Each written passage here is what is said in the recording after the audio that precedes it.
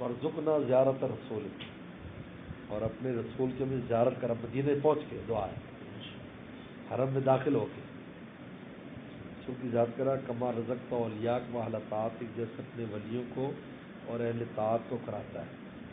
یعنی مطلب یہ ہے کہ مدینے میں آنے کے بعد بھی محرومی ہو سکتی. وہاں بھی مانگا یار کہ تو اس نقطے پر بہت دل رو رہا، بلڈنگ سے حاضری کے لیے آتے تو یہ پڑھتا آتا تھا دعا، کوئی رکاوٹ ہو، کوئی مسئلہ ہو، آپ کو پہنچ سکے، مواجہ پر نہ آ سکے. یہ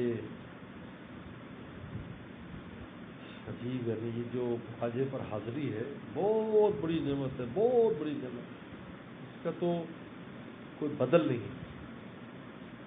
صلی اللہ علیہ وسلم کی شفاعت واجب ہو جائے گی، واجب بدلو شفاعت.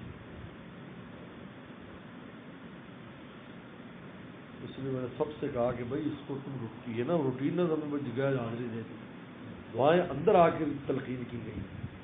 مدینہ پہنچ کر بھی دعا ہے کہ اللہ نے ہمیں زیارت نصیب کرا. حالانکہ پہنچے ہوئے پھر بھی زیارت کے لیے مانگ رہے ہیں. حالانکہ یہ آگے چلا جانا یہ اتنا آسان نہیں ہے، اتنا ہو رہا ہے.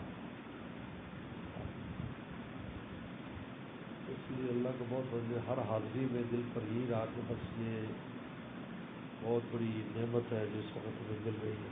اگلی کا فکر نہ کرے اس بات تو نہ آ جائے کل آ جائے، ایسا نہیں. اب جو مل رہی ہے پتہ نہیں چلو، اس سے بڑی بڑی اسی میں کام ہو جائے ہمارا، نگاہ پڑ جائے اس کام ہو جائے. اوپر سے کہا بھی اجر اسود میں بوسہ تو اب ناپید ہے، دے بھی نہیں سکتے. احرام والا نہ دے سکتا ہے، نہ خانہ کعبہ کو چھو سکتا ہے، خوشبو لگتی ہے.